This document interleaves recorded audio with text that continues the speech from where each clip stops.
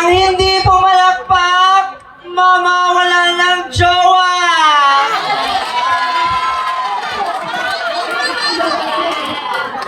Joke lamang po yun.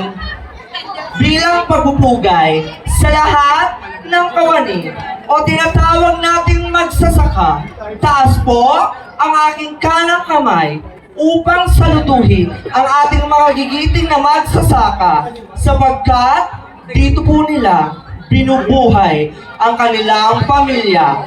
At ito po ang simbolo ng aking pambansang kasuotan.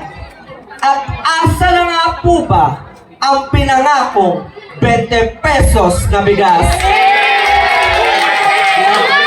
A girl standing here before you, it's so fresh, indeed innocent, 20 years old stunner, who truly all the way last from the Plastic Festival of the Philippines, lungsod ng Valenzuela. This is Shane Leanne Garcia, taking a Bachelor of Science in Business Administration, major in Marketing Management, consistent as this listener, as pamantasan ng lungsod ng Valenzuela. Tonight, judges, I would like to conquer the image, one of the famous actors in ABS-CBN.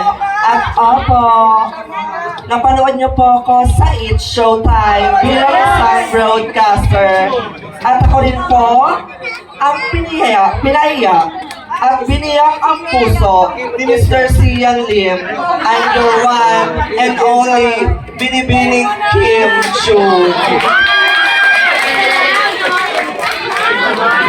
Kim Jun, sabi na isang kataga na hindi bastos at kapupulutan ng aral.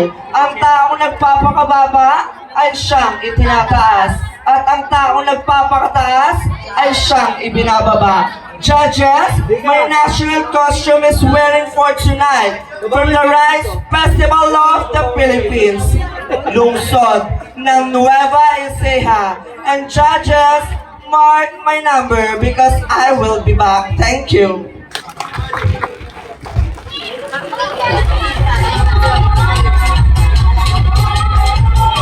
Thank you, candidate number 6. Now let's move on to candidate number 7.